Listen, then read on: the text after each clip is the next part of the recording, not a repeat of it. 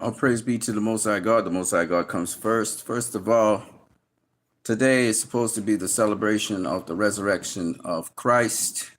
It's known as Easter or Pascha. It's also on the Passover, what the Hebrews or the Jewish people celebrate. And I wanted to start it off on a serious note. As you can see, I put this out there. Matthew 27:52. You know, when Jesus died, there was a massive earthquake, and it, destroyed the temple to some degree, and also ripped the veil that was between the holy and most holy places in half, and just tore everything apart, as you saw in the video a second ago. And also the graves, stones split in half, and graves were busted open, and the bodies of many holy people who had died were raised to life, and they walked all around Jerusalem. So, literally, the world was an extension of Jesus. When his heart broke, the whole world broke, And a lot of people ask me, did Jesus actually exist? Well, his name wasn't Jesus to start with. His name was more Joshua, right? But did Joshua exist? Yes, Joshua existed.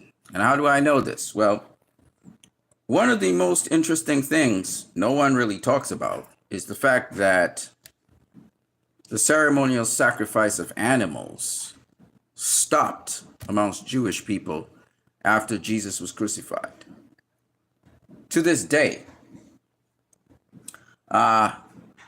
in Jewish tradition, there is no offering of animals sacrificed. Their blood is not sacrificed, and they're not used in ceremonial services inside of temples or synagogues anywhere in the world.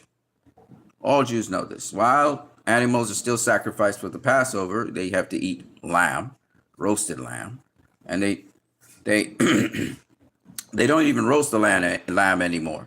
It's forbidden in many countries to roast lamb and use with bitter herbs and so on. But Jesus ate it roasted lamb in the Passover with his dip. And I want to mention two very important things. The first one is, so as I said before, after Jesus died, the ceremonial sacrifices of animals stopped, even among Jewish people, for atonement of sins. And the other thing that's very interesting is that after Jesus died, Jesus had he had something called what we commonly call communion, but was known as the Lord's Supper. Strangely enough, early Christianity, it was a meal. They would conduct the Lord's Supper as often as they could. And basically it was Passover, but now in remembrance of Christ. Interestingly enough, modern Christianity does not mirror this. The Roman Catholic Church have this wafer that they call the Eucharist, which they believe is literally Jesus' body. And they give them, and then they have wine. Now, I learned later on Greek Orthodoxy. I was in a Greek Orthodox church, and they actually have a meal. It's the Lord's Supper. It's a supper. And there's a lot of brotherly love, and you're eating this meal. And this meal consists of lamb. Yes, there are bitter herbs there, but the bitter herbs are like vegetables. And then you have your bread. And that's basically, it's a supper. It's a meal. You dip your hand into dip. Now everybody has their individual dip when I was in the Greek Orthodox Church, so that it'd be more hygienic. But I mean, everybody dipping into common dip is a good thing as well. Brings unity, but nonetheless, everybody had their own dip. And the priest who was speaking about it, They had a room with martyred saints and so many martyred saints in so many different eras. But the priest who was speaking on it was speaking as if we were in a meal. And the priest wasn't anybody super special. I mean, he was dedicated to the Lord. He did the Lord's task, but he wasn't anybody special. It was just like everybody just having a meal. And it was really fun because people were talking with each other. There was, people getting to know each other. Well, we didn't know anybody there. And they were talking about spiritual things. They let us see the room of the saints and all of that stuff. And so we got to ask them a lot of questions. And the bottom line of it is Greek Orthodoxy is monotheistic. It's not, well, I guess there are versions of Greek Orthodoxy which are, probably involve the Trinity. But the Greek Orthodox that we went to, they were monotheistic. They believed that the Heavenly Father, or God the Father, is the one that created us all, and the Son came to represent the Father, and so on. Anyways, why do I say all of this? What does this have to do with anything? Well, as I said, before Jesus died, there was animal sacrifices for atonement for sins. After Jesus died, that stopped. And then, of course, the temple was destroyed about 70 years after Jesus died, or after Jesus existed, whichever one you want to look at. It wasn't necessarily when he died. It was probably 40 years after he died. But the interesting thing about it is that both in modern day Christianity, even amongst the Protestants particularly, and the Roman Catholic Church and the Anglicans, they exclude the lamb. They exclude the meat.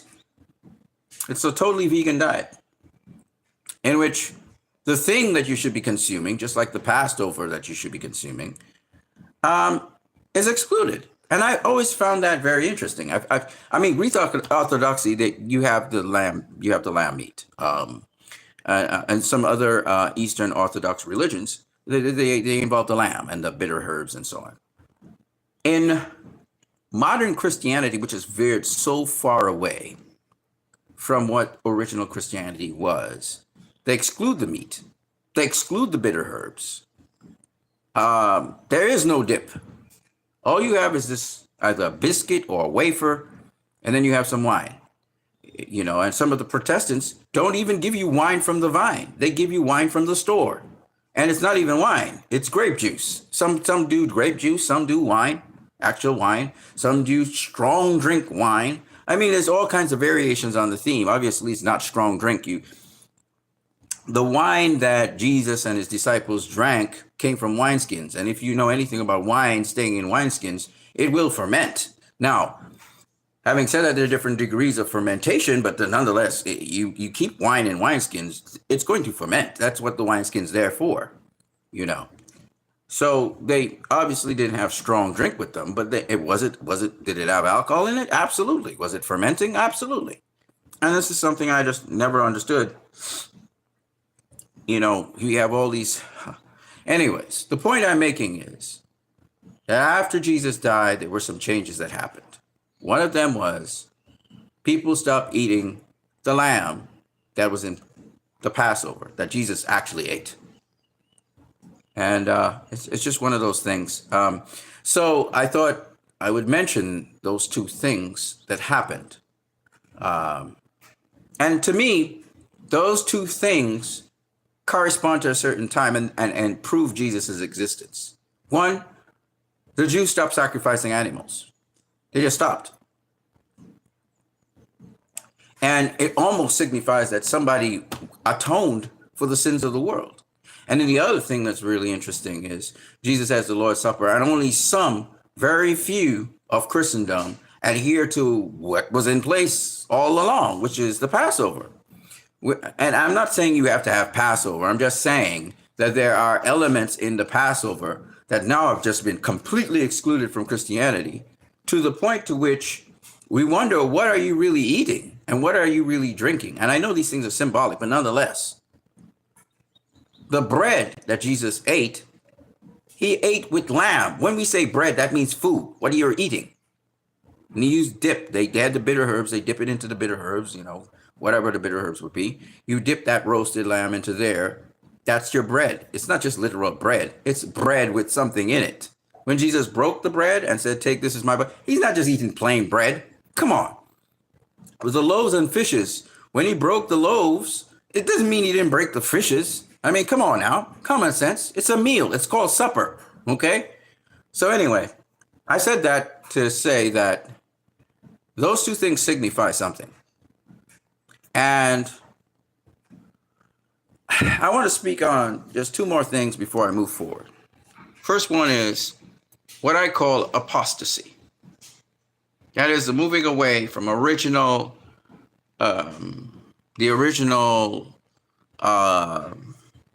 what we were supposed to do. I'm a Christian, so I'm going to quote the Bible.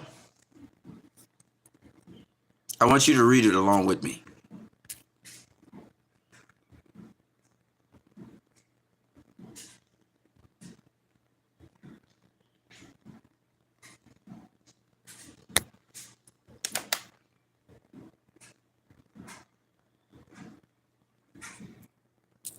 I'm going into Bible Gateway.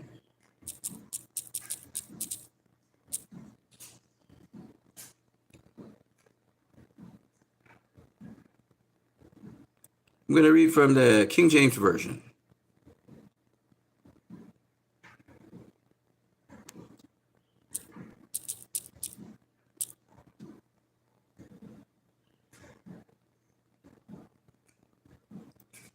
I'm going to be reading from James chapter 1.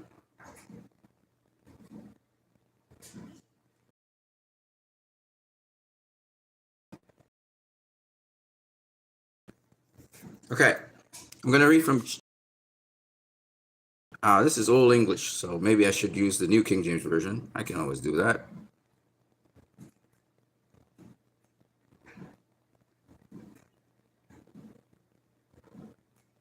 Okay.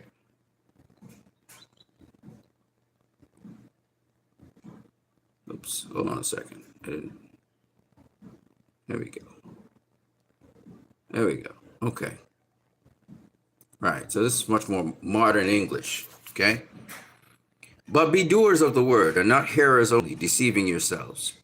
If anyone is a hearer of the word and not a doer, he's like a man observing his natural face in the mirror.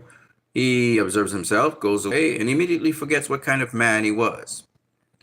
But he who looks into the perfect law of liberty and continues in it is not a forgetful hearer, but a doer of the work. This one will be blessed in what he does. If anyone among you thinks he's religious, but he doesn't bridle his tongue, but deceives his own heart, this one's religion is useless. Pure and undefiled religion before God and the Father is this: to visit orphans and widows in their trouble, and to keep oneself unspotted from the world. And I just want to focus on the 27th verse there.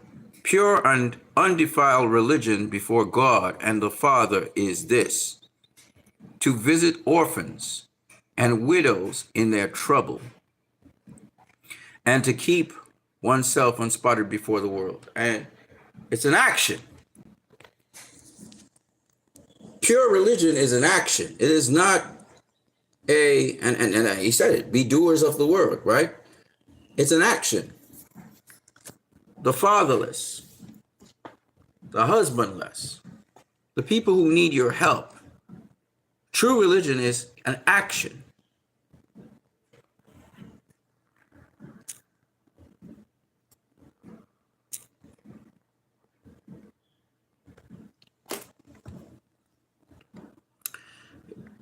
I want to read this piece of news. It applies to what we were saying. Don't worry. So a lot of you guys are under umbrellas. And what you guys don't understand and you don't know is that all these umbrellas that claim to have the truth, they're constructs of men. I've spoken about this before. Seventh-day Adventism, Mormonism, Jehovah's Witness, they are all Scottish Rite, Freemasonic cults. They have the same structure as that version of Freemasonry. These are the Freemasons that formed these religions. As much as these people will speak about a history where that's not so, that's not the case. These religions are under Freemasons. We call them cults.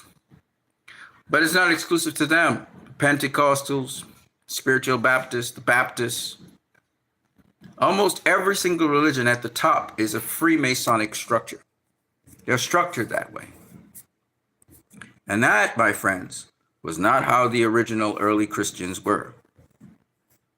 But if you know anything about Rome, and as you saw in the video, a lot of the early Christians were killed off. They were thrown to animals and beasts that tore them apart. They were shot by archers. They were stoned by the Jewish community that did not accept Jesus Christ. And to this day, many of that sect of Jews still do not accept Jesus Christ. They call him a deceiver. And there are Jews that accept Jesus Christ, of course, as a good person and a rabbi. They may not accept him as the Son of God or as God or as a, apostle of God, but they accept him as a great rabbi. Now, I say all of this not because I want to say all of this. There's a context to this, and I'm going to get to it. Colombia joins Trinidad and Tobago, Pakistan, Egypt, Ethiopia, Macau, and Honduras as U.S. issues new travel alerts, what it means for tourism sector. Because Trinidad and Tobago, my country, is still doing relations with Venezuela, Donald Trump and his regime are trying to put pressure on us to separate ourselves from them. They moved out some of BP Amoco's, business from here. They've also moved out some of Shell. They're also trying to threaten us with tariffs at this present point in time, but we haven't changed our mind and we continue as usual. Now, Colombia has joined us because, as you know, Colombia is against the genocide that's happening in Israel. So they're trying to target the smaller nations, the United States, and hopefully they would, give up and come under, the United States, their influence. This is what they're trying to do, have them crumble. The head of CARICOM, the Barbados prime minister, she's sort of caved into them. And we are not caving into them. My administration is not caving into them because we know very, very well that we have a relationship with Venezuela. We've taken in refugees from Venezuela. And we are not going to break our relationship with our nearest neighbors, Guyana, Venezuela. We're not going to break our relationship with our neighbors because some big country thinks that we should. And so we have not capitulated to their demands, and we won't capitulate to their demands. We as a nation think on our own, and you're not going to bully us into doing something we don't want to do. And the United States is going to get more and more resistance from a lot of countries. A lot of countries are turning away from the United States, and they're going and doing trade with China. Actually, Vietnam, which was doing business with the United States, they're contemplating joining the BRICS. And the BRICS is becoming even more powerful economically and even militarily speaking. The BRICS is a force to reckon with already. It's greater than the G7, and things are just proceeding onwards as normal. What Donald Trump doesn't understand, and there was a guy out there trying to convince me in my own country. He was trying to convince me that Donald Trump, he's letting every country now have to stand on its own 2 feet, and countries are going to become more consistent on producing their own products and stuff like that. And I listened to him do his spin, and when he was done, I just nodded at him and went my way. But quite frankly, he's talking a bunch of nonsense, because what is happening instead is the countries are being driven away from the United States into the arms of China. That's what's going on. And the Chinese are more than happy to accommodate whoever. That's why China is making a fun of Donald Trump in their social media platforms of TikTok and other places, they're having fun. They're just mocking him quite a lot and his regime. And the Chinese are mocking them because the Chinese know they've already dominated the market. They know they're the future. They know that all the policies that Donald Trump is doing with these tariffs and what he's trying to do internationally, bullying people and trying to break up the blockchain supply and demand. And that's only going to facilitate more countries realizing that the United States is not defendable. It's showing itself to not be a friend of neighboring nations as Canada and Mexico are finding out, and it looks like they're all turning to China. And so I was listening to the rapporteur for the United Nations, and she was saying something that's extremely true. If the United States and Israel want to isolate themselves from the world, then let them have their way. Isolate them from the world. Things will only get harder and harder in the United States of America for the citizens there until the citizens decide that they need a revolution. And the revolution is a very simple thing. The revolution is an economic one. If we can't have freedom of speech, if we can't, you can't fulfill your promises to us, if you're not doing the mandate that we elected you to do there, we're going to take back everything. That starts with no more labor for you. Dry up all the labor, strike. Take to the streets and strike. Don't go to work. Fuck work. Nothing works out in the country. Shut the country down. I'm going to tell you another thing. Countries cannot run without your labor, your expertise, your skills. Secondly, hold on to your money. Don't spend on anything. Don't spend on anything unless the absolute necessities. And if you can get it in a small business, in a family shop, in a place, a localized area in your area, spend on that. Don't spend on anything else. Just hold your money. Right? Start helping out your neighbors, people around you. They're better allies than the government that you're trying to give control to operate the affairs of the country. I'll ask Americans this. How has your standard of living been for the last 2-3 decades? If it hasn't improved in any way, shape, or form for you, why are you still supporting these parties? They're supposed to be working for you. You pay taxes, right? And the other thing you need to do, everybody in the United States of America just needs to say, fuck taxes. I'm not paying any this year. And just don't pay any taxes. You're not going to get any labor. You're not going to get my taxes. You're not going to get my money. That's the revolution right there. What are the government's going to do? What are they going to do? So, Easter, Jesus, his death and resurrection. Jesus went into the temple and saw the leaders conducting commerce inside the temple. And Jesus busted up the tables, kicked down tables, smashed through stuff, kicked out their money because they always love money. He destroyed stuff in there, and he kicked them out the temple saying, my Father's house is a house of prayer, and you made it a den of thieves. See why the Jews don't like Jesus? And I'm not saying all Jews, certain sect of them. They hate him. They said he eats shit and he burns in hell, according to their Talmud. I don't know how true that is. I never read the Talmud. They hate him. They call him a deceiver. You know why they hate him? Because he destroyed their Kabbalah, their Kabbalic order. These people were worshiping Satan inside of the house of prayer, inside of his Father's house. They worshiped money. Let's keep it moving.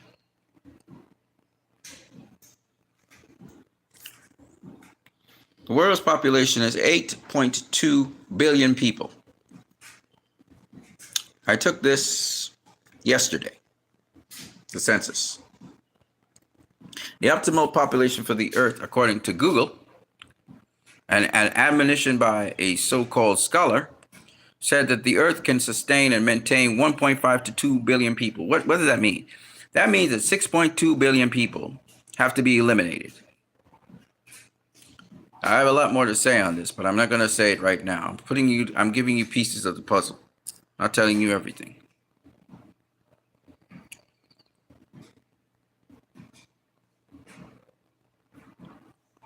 Luis Fernando. Luis Fernando said of this picture, which I'm going to show you. This is the picture of James Gunn's Superman.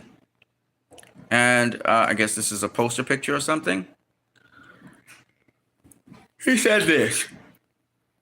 This is very likely the best piece of promo I've seen for a comic book movie in years. How this is able to transmit so many things while keeping it simple is just beyond me. The playing with the sunlight over the uniform and face, making Superman a warm, friendly, relatable figure while giving divine and purity vibes and transmitting the beacon of optimism, hope, and positivity all at the same time. Mind blown. Clap, clap, clap. And no, Superman doesn't need to be smiley to transmit all these things. You look at his face, at his pose, and at the warmth in the aura surrounding it all. It's all there. Whoever is responsible, they not only just understood who Soup is, but what he's meant to be. They understand who this Soups is for and how to reach them. So I guess he's plugging them and saying, hey, man, this is my plug, the show. You guys, I support you as you go forward. He may have been paid to do this. He even went on. Wow. Similarly, with this poster below, look up, tagline, again, playing with the sunlight effect, is known for in the collective consciousness. Again, no need to make Soups a smiley character in order to portray him as a beacon of hope.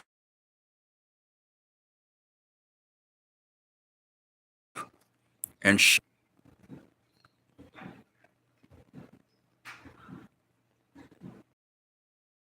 optimism. He looks like a classic hero should look like. He looks what a classic hero should look like. Not a villain, a disturbed man, or a comedian. A hero through and through. Great marketing work. And this is it. Here. Okie dokie.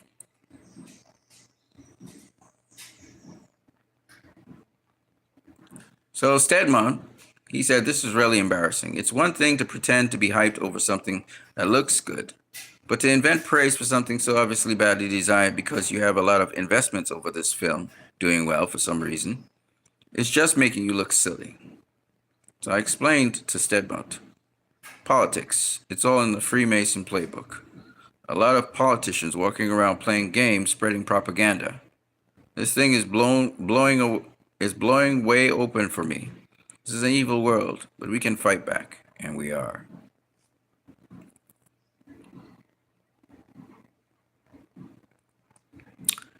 Does the belt only hold up his trunks? Try not to get any in your hair, bud. So, I gotta say this. It's so obvious this guy is simping for this movie.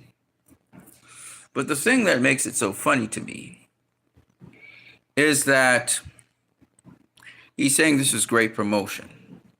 And this is the best piece of promo I've seen for CBM in years. The thing I don't get is that everything he's describing is what Henry Cavill's Superman was in promotions. So I'm not sure what exactly he means by what he's saying. How it's the best piece of promo I've seen for CBM in years. I don't know why all these superlatives. Why not just stay quiet and watch to see what happens? But no. And this is because he's been paid to do that.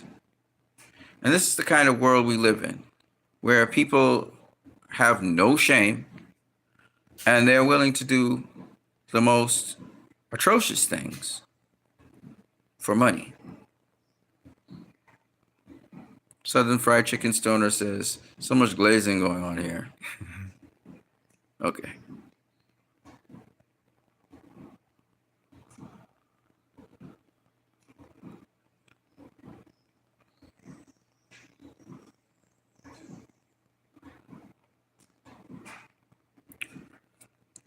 I thought this was hilarious. So the White House says, as Passover ends, we send our warmest wishes to all celebrating this sacred holiday of freedom. While families gather, innocent men, women, and children remain held hostage by Hamas.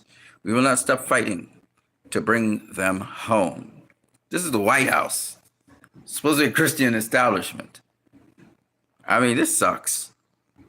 It's Easter weekend. You can go back to sucking Israel's dick tomorrow. Here's a reminder. We are a Christian nation, you stupid. He cusses them.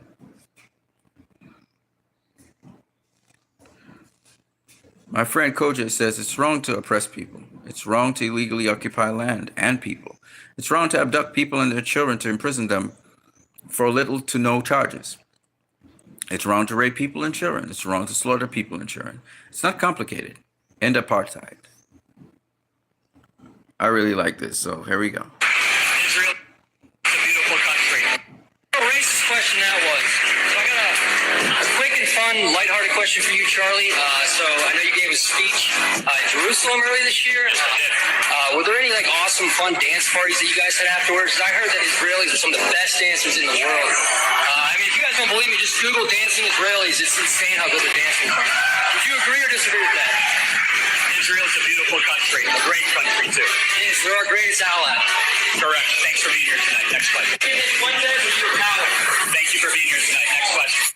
In the days after the September attacks, there were countless. Lighthearted question for you, Charlie. So I know you gave a speech in Jerusalem earlier this year. Were there any awesome, fun dance parties that you guys had afterwards? 'Cause I heard that Israelis are some of the best dancers in the world. If you guys don't believe me, just Google dancing Israelis. It's insane how good they're dancing. Would you agree or disagree with that? Israel's a beautiful country, a great country too. It is. They're our greatest ally. Correct. Thanks for being here tonight. Next question. Thank you for being here tonight. Next question. In the days after the September attacks, there were countless rumors about strange coincidences surrounding the events. One report about a group of Middle Eastern men spotted the morning of September 11th parked just across the river from New York City has not gone away. Investigation of their presence has led to questions about whether Israel was conducting espionage on U.S. soil. We're joined now by ABC's John Miller with an exclusive report this evening. That's right, Elizabeth. This is a case that took the FBI and the CIA more than 2 months to sort out, while 5 Israelis waited in jail. It began when this woman was watching the Twin Towers burning from her apartment in New Jersey. She noticed 3 men on top of a van, posing for pictures with the towers burning in the background. And I could see that they were happy. They didn't look shocked to me. They didn't look shocked. I thought it was very strange. The witness called police, who stopped the van hours later and arrested 5 men. All 5, it turns out, were Israeli. They were turned over to the FBI. Sources tell ABC News during a check of national security databases, some of the men were listed as having had connections with Israeli intelligence. At the FBI, that set off alarm bells. The FBI needed the answers to 3 important questions. Who were these men? What brought them to that parking lot on the morning of September 11th? And did they have any advanced knowledge of what was going to happen that day? The men said they were just taking pictures at the time. They said they worked for a company called Urban Moving. The FBI obtained a search warrant for the company's offices. 2 SUVs were filled up with between 9 and 12 boxes and computers. Not long after the arrest, the offices of Urban Moving were simply abandoned. Almost everything was left behind. In jail, the 5 Israelis were repeatedly interrogated and given lie detector tests. Stephen Gordon was their American lawyer. They were asked questions if they had ever been approached by or hired by any non-United States intelligence community. While there is still some debate among American intelligence officials, many investigators believe some of the men were part of an Israeli operation. Nations, democracies don't go to war easily, and they usually debate and argue before they do. Sometimes they have to be bombed into going to war. As a typical American, before 9/11, I was like, you know what, just set it out. You could all just fall into the middle of the sea and it doesn't matter to me because you're always fighting. Now 9/11 happened. I thought, gee, maybe I should pay attention to this. So I wrote a book in 1995, and I said that if the West doesn't wake up to the suicidal nature of militant Islam, the next thing you'll see is the militant Islam is bringing down the World Trade Center. Other nut ideologies don't do that. You look at Larry Silverstein, who's a terrific owner in New York and a very good friend of mine who I just called. I was very worried about him because I assumed maybe he was in the building. He took possession of the building 1 week ago. As you know, he just bought the World Trade Center. Right. And he was in his office, and he was getting ready to move into the World Trade Center over the next 2 weeks. So, Where were you on September 11th? I was home. And the only reason I wasn't where I was every morning, subsequent to the 26th day of July, my mornings were spent usually at a breakfast meeting at Windows, and even so, my mornings were spent at the Trade Center, and then by noon I was back uptown, and so that particular morning, because I colored hair and fair skin, and I'm an annuity to the dermatologist. My wife, God bless her, had made an appointment for me at the doctor. And I remember dressing to go to the doctor, and finally saying to my wife, I said, sweetheart, I got so much to do downtown. I got to cancel this. I've got to go downtown.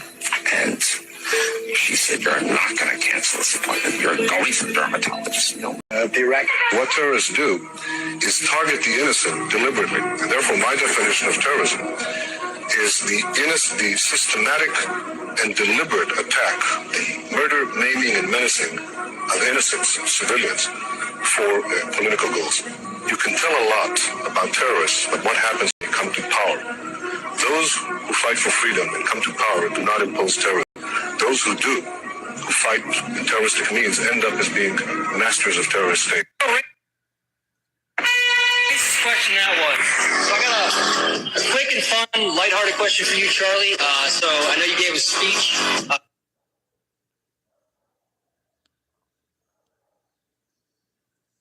Here we go. 20 minutes before it happened. Now, more on the latest building collapse in New York. You might have heard a few moments ago, I was talking about the Salomon Brothers building collapsing.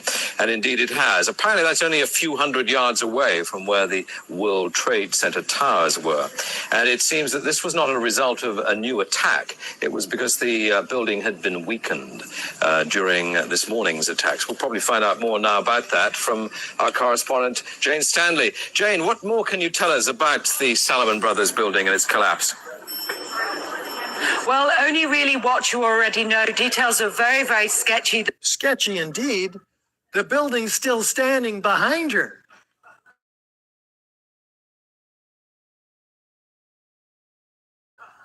The confusing events of the day. What does that make going on here? Well, CNN better. They announced the collapse at 11:07 that morning of a 50-story building. In New York, Alan Dodd-Frank joins us on the phone in Lower Manhattan. Alan?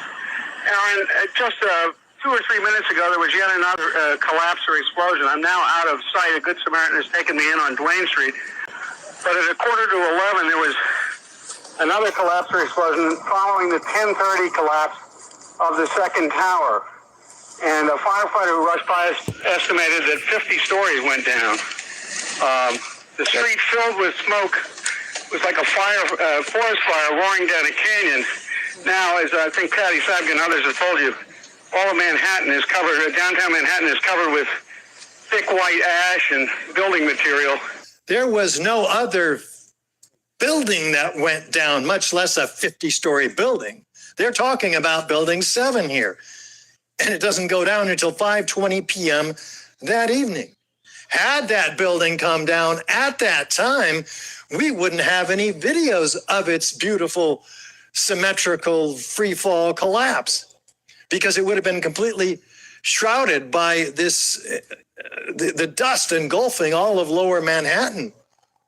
So maybe it was supposed to come down at that time under the cover of these incredible dust and smoke clouds.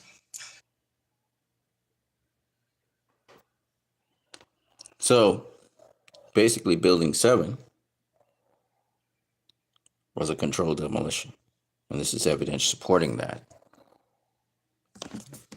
Now, why am I talking about these things? What does this have to do with Jesus' death?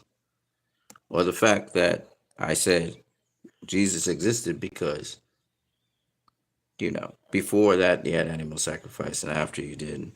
What does this have to do with Jesus beating the Jewish leaders who were doing trade in God's house. And this is what it has to do with it. These people are lawless. They don't care about the law. They don't care about goodness. They don't care about people. They're angry that Jesus exposes them, and they hate him. There's a certain sect of Jews that worship Satan. They're known as the synagogue of Satan because they do Kabbalah. I'm going to show you some more stuff and why Easter, this sect of Jews hate Easter, and why the White House is pushing Passover. According to Grok, there was a 70% chance that there was a CIA Mossad involvement in 9/11. Duh. The voice of the hijacker heard from the hijacked plane's voice recorder reveals that the accent of the hijacker matches an Israeli Hebrew accent.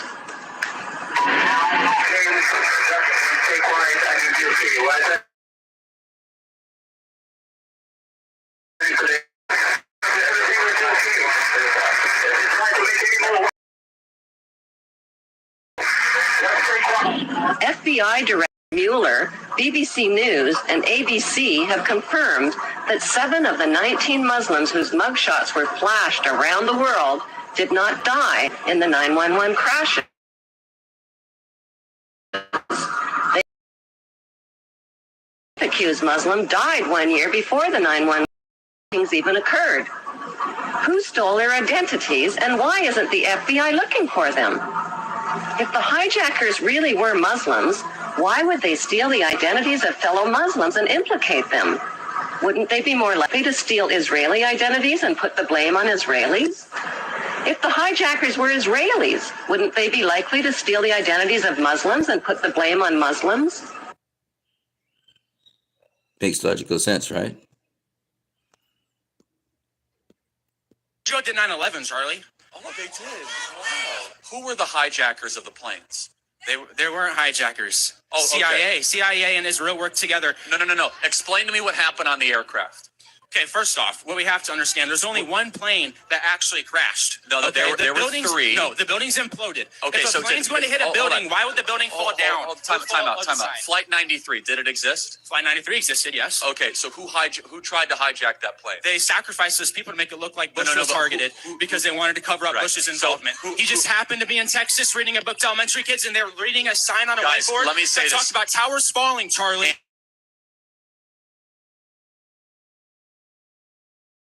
Anti-Semitic agenda. Israel and people in Palestine over the guise of sovereignty. New World Order is coming, Charlie. Guys, let me tell you, anti-Semitism is literally a brain cancer, as you could see. How is this anti-Semitic, Charlie? How is it anti-Semitic?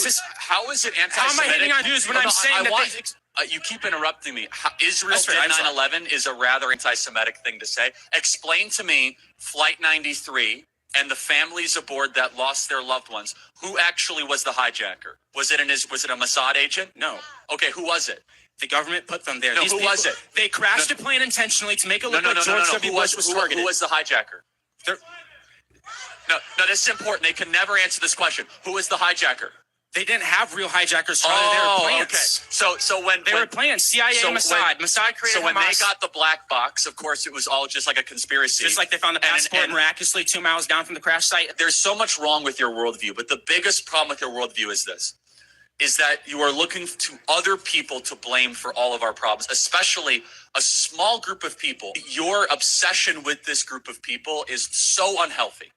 And it's not merited. In fact, anti-Semitism is literally a brain rot that stops your ability to think independently, and you start blaming everything on a very small group of people. And let me say, that has no place in decent society.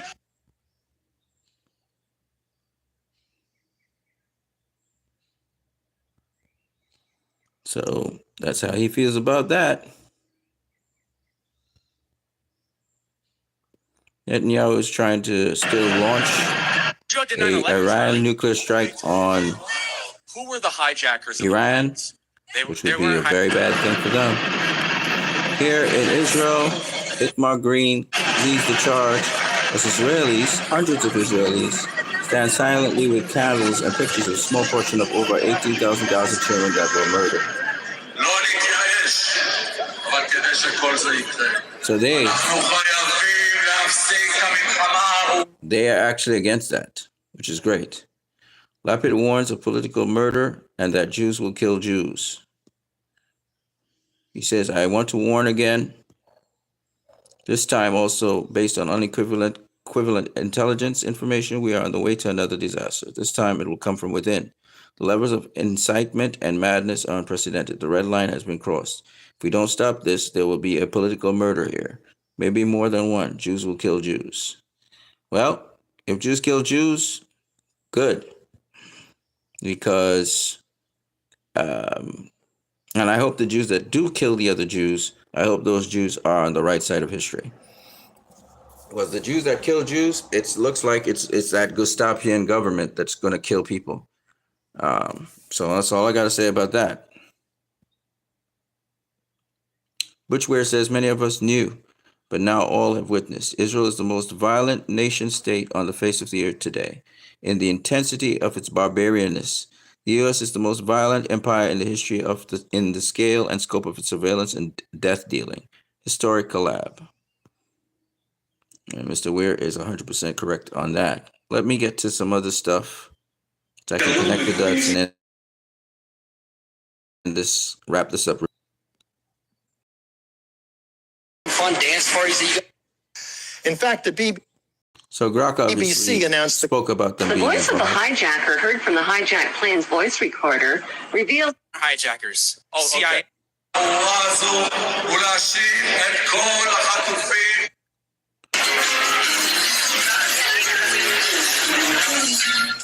I'm sure this is highly Jewish supported, but San Francisco drag queen show where the crucifixion of Christ is mocked for Easter. Say what you want about them, but you know where you won't see this: Russia, Iran, and China. How's that high horse going for you, America? So they're mocking Jesus being on the cross. Israel's going to go into Palestine. They're already bombing, and so their world is killing people. Gave the Native Americans, and they are doing their thing. Shout out to them to do their pow pow. Becco Movie says WB hiring rejected Marvel directors is a recurring theme, from hiring Joss Whedon to do Justice League, to hiring Bryan Singer to do Superman, to hiring James Gunn to reboot the DCU. And they fail every single time, which is true. Wait a minute. That's a fundamentally false statement. Which part? False. They don't have the power to go to war. And it showed that Iran was completely powerless to do anything about it. I mean, what nation on the planet can have their embassy destroyed in another country and to have an assassination in their capital city on an inauguration and not go to war with somebody? Yet that's exactly what Iran didn't do, because they have the power to do it. So that should tell you. Wait a minute. That's a fundamentally false statement. Which part? False. They don't have the power to go to war. You haven't looked carefully at Iran. Iran's arsenal of missiles is enormous. It could flatten Israel in a day. They have the power to go to war. They have chosen repeatedly to avoid war. And I've said this 1,000 times. No one in the Middle East is interested in a war except Israel and the United States. That's it. There's no one else in the region that wants a war. Everyone is going to go to great lengths to avoid a war, not because of Israel, but because of us. The Iranians don't want to go to war with us. The Iranians have been trying for 30 years to change their relationship with the United States, to build a rapport economically, socially, politically with the United States.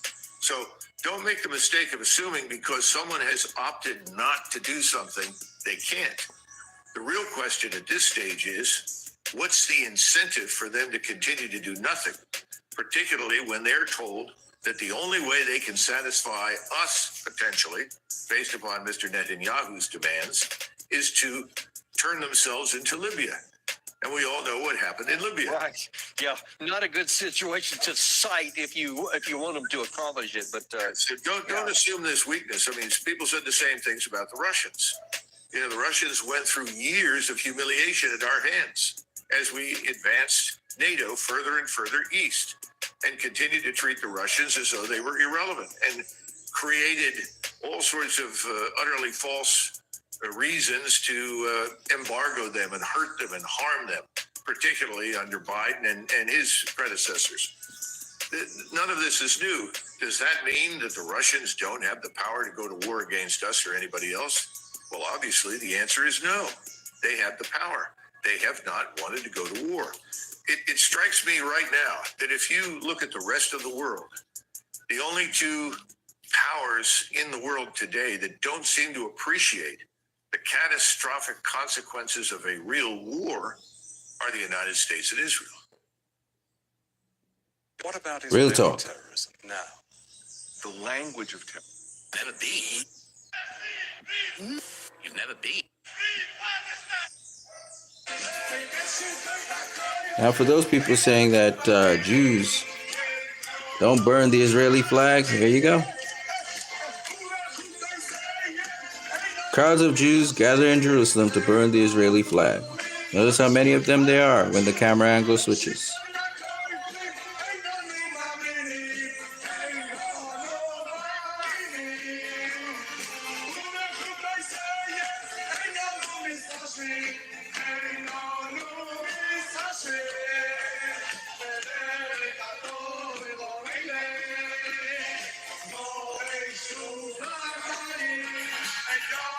There they are. They fill up the whole street. Dr. Jill Stein says, you're not supposed to know about this. Opposition to Zionism and genocide is a deeply held position by many ultra-Orthodox Jews. Anti-Zionism is not anti-Semitism. So they've been against this for years, ladies and gentlemen, and there's a huge amount of Jews all over the world that are against this. So, you know, the information is only coming out now because, you know, Israel has been able to sanitize this stuff for a very long time and make you think the Zionists are the majority of Jews. That's not true. Okay, I'm going to show you a couple other things. Simba Yotoka says, remember when they used to say the DCA Doomsday looked like an ugly mix between E.T. and a Bayverse TMT baby struck with Arrested Development issue and no comic accurate design, and wound up having James Gunn creating the exact description they whined about. That's the thing, I think. James Gunn seems to be doing the things that DC fans have been critiquing Zack Snyder about. And he seems to deliberately do that. You know, and they have to find excuses for it. Listen to this clown, Rabbi Shmuley. Including you, God, creator of heaven and earth.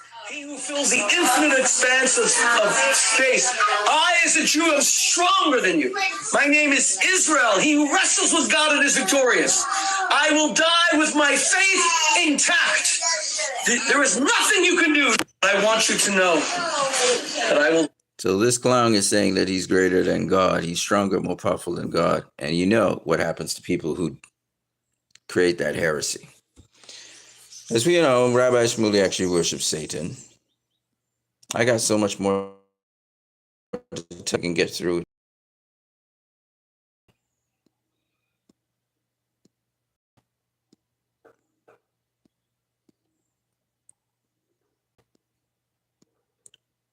Let me see if I can get to it. Okay. So here's something very interesting.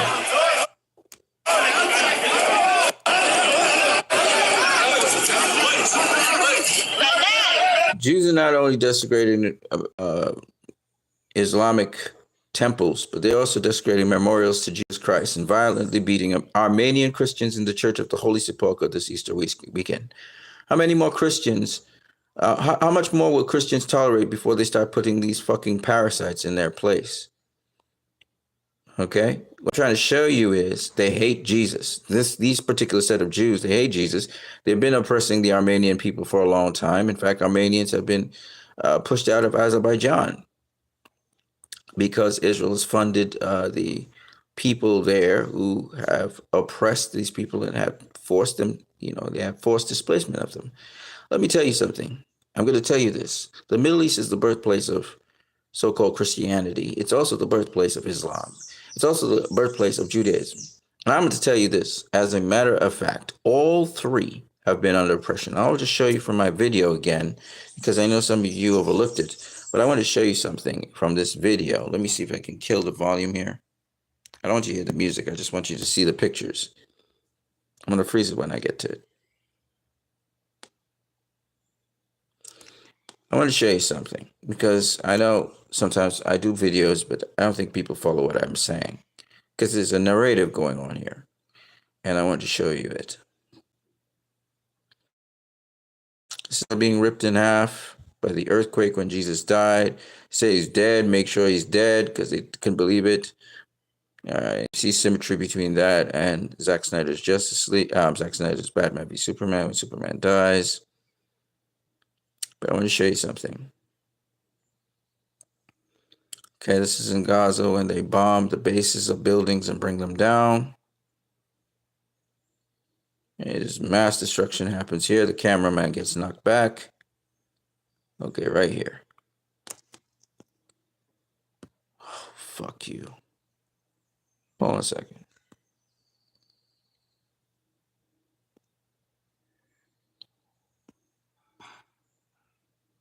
The slaughter of the early Christians by the Roman Empire. Now, this was aided by Jews who were of a certain sect, what is known as the Sadducees. They hated the Christians, and they instigated the Roman Empire against Christianity, early Christianity, and animals would eat the Christians. They would be brought into these Colosseums and fed to the animals. Okay? Lions and tigers, as you can see there. This is true Christianity under assault. It became, under the Roman Empire, what you guys call Roman Catholics. Christianity was transformed into something else. And the true power-giving Christianity was changed. I want to show you something else here.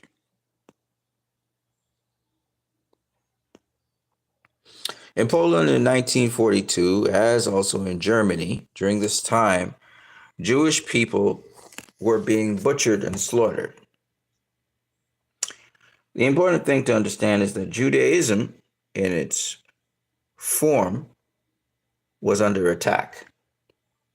And Jewish people inside of Europe were under attack. It wasn't just in Germany, it was also in Poland, parts of Russia. Now, what you need to understand is, because of that, we got the rise of Zionism, and Zionism converted Judaism from the Judaism that ancient Jews and Jews up to 1942 practiced into this new version of Judaism, which was really the worship of Kabbalah. It was more Kabbalism than it was Judaism. And I'll show you what I mean as they merged elements of Malak and so on into the practice. So they shifted gods. Now, currently, there's a lot of Islamophobia in the world. And in Gaza, we have a similar sort of mirror image of people being displaced. And not only that, but again, once again, the conversion of Islam is being changed into something else.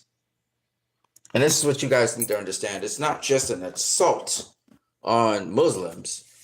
It's a complete transformation of what Islam is into something else, just as how they did with Christianity, just as how they did with the Jews and Judaism, and now they're attacking Islam. Because you see, if you practice pure Judaism, you're going to know about the Most High God, then you're going to know about Jesus, and then you're going to convert into an apostle and a follower of Jesus Christ, and you're going to manifest powers. Similarly with Islam, as much as Islam begins, through the Prophet Muhammad and all of that, many, many people who have practiced Islam have come to know the absolute truth, or at least what I think is the absolute truth about mankind. And then next thing you know, they're apostles as well. Because all these religions, as much as they're flawed, will lead you to the truth if you do not stay in the Masonic system and under the Masonic order that we are mostly under.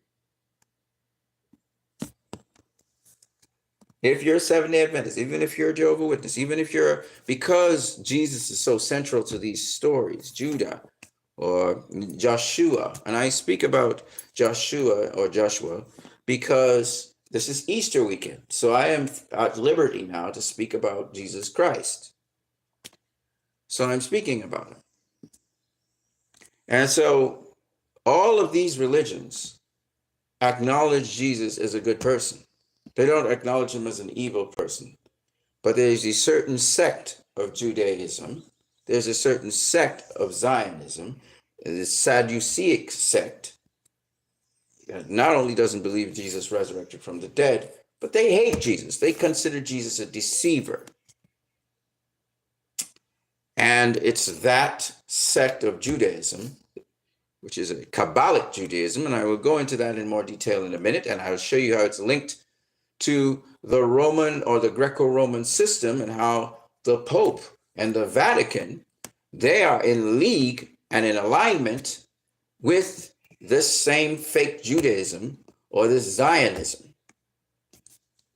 And actually, they're one and the same in a way, because it's the same forces and elements that brought together these things. And Islam and Buddhism and all of these strange religions. I'm not saying that some of these religions don't have an old history like Hinduism, etc.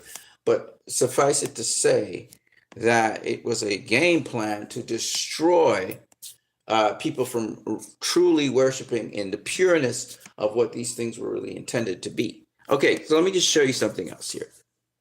So you saw that the three Abrahamic religions, Judaism first, then Islam and Christianity. These are all Abrahamic religions. All three of them were under assault and attack. Today, it's Islam. Okay? Now, I need my Muslim brothers and sisters to understand something. Though I am a Christian, and yes, Christians and Muslims have had wars with each other, I want you to understand something, my brothers and sisters who follow Islam. I am not against you, and I never will be against you. I'm against the Masonic system that all your leaders at the very top are involved in. I don't even like calling myself a Christian. Do you know why? Because I know that what is called Christianity today is heresy. In a way, the Prophet Muhammad is absolutely correct about Christians and about certain Jews. It is heresy. We're taught a lot of heresy. There is only one true God. There isn't three. No matter how much they talk the Trinitarian doctrine, it is all a lie. I learned about this on my own, but then I got confirmation from my Islamic brothers and sisters. We're able to show the truth of the situation. You see, we can learn from each other. We can grow with each other. But we have to be able to shake the shackles that hold us from each other. We're human beings. And we're in a very, very misinformed world. A world where there's a lot of lies, a lot of deception. And it doesn't matter if you're a Jew. It doesn't matter if you're a Christian. It doesn't matter if you are a Muslim. They want you dead. They want to remove you from this planet. These evil, evil, evil people do not care about you. I'll never forget the song that Michael Jackson sang, "They Don't Really Care About Us." It's true. These people only care about themselves and their self-preservation. They do not care about you, and they accelerate the world towards destruction. We all know that they are interfering with the climate and the weather in the world. And they don't care. We all know that wars never are beneficial to anyone except for the people who are behind the wars.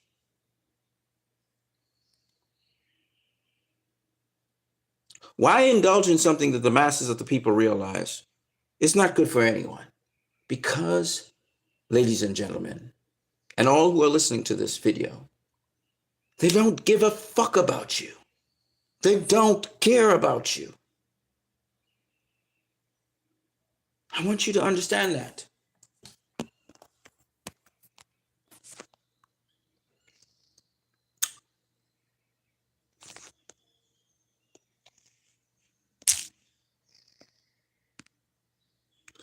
So it's not surprising to see these so-called Jewish people in the Jewish community spitting on Christians, punching Christians, attacking Christians, even Christians that come from other parts of the world, supposedly in Jerusalem, to see Jesus's tomb, etc. And instead of seeing that, they're spat upon. Their crosses that they put on are ripped from their are coming off because they're being exposed for the vile, evil, and wicked people that they are. And I'm not saying all Israelis are like that. Obviously, you just saw there are Israelis protesting this. And there are a substantial amount of Orthodox Jews in Israel who also are against this. And they don't want the state of Israel to exist because the state of Israel has on its flag the star of Remphan, aka the star of Moloch.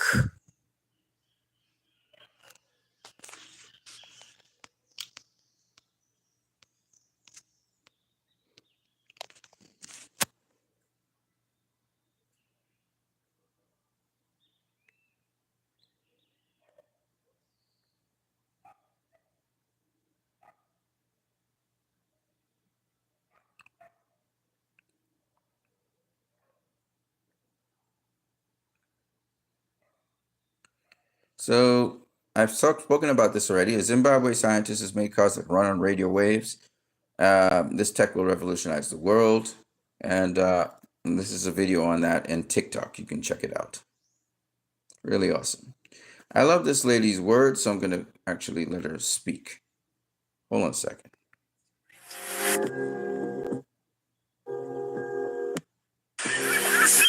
It's too late. It's too late for them. It's too late. Homegrowns are next. The homegrowns. They're trying so hard. They can detain one of us. There's thousands more coming. They can try to deport one of us. There's thousands and thousands more coming. They can try to silence one of us. They can try to fire one of us. They can try to torture. They can try to kill all of us. But it's too late. It's too late for them. Don't they see? Don't you see what's happening all around the world? The millions and millions and millions of people rising up from all backgrounds, from all faiths, from all countries, from all nations. It's too late for them. And if you haven't spoken up yet, of morality, of justice, of conscience, this is your call to say something.